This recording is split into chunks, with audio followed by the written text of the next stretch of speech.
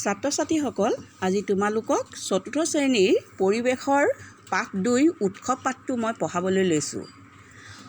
আমাৰ অসমত বিভিন্ন জনগোষ্ঠীৰ লোকে বাস কৰে। এই ভিন ভিন জনগোষ্ঠীসমূহে বিভিন্ন উৎসৱ পালন কৰে।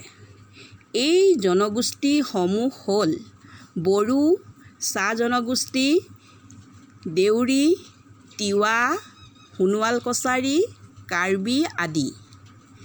তলত দিয়া অসমৰ বিভিন্ন জনগোষ্ঠীসমূহৰ নৃত্য ছবি চোৱা আৰু নামবোৰ কোৱা।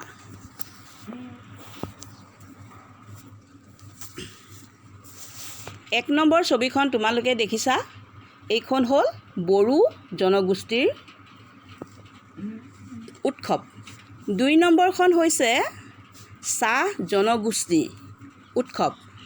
৩ নম্বৰখন হৈছে দেউৰীসকলৰ উৎসৱ। ৪ নম্বৰখন হৈছে তিৱা জনগোষ্ঠীসমূহৰ নৃত্য।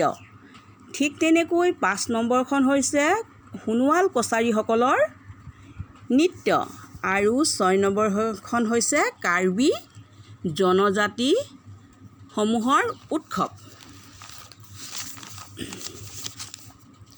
ছাত্ৰ-ছাত্ৰীসকল, তোমালোকে বুজি পালা নহয় অসমত বাস কৰা জনগোষ্ঠী লোকসমূহ কোনবোৰ আৰু তেওঁলোকে পালন কৰা উৎসৱসমূহ কোনবোৰ।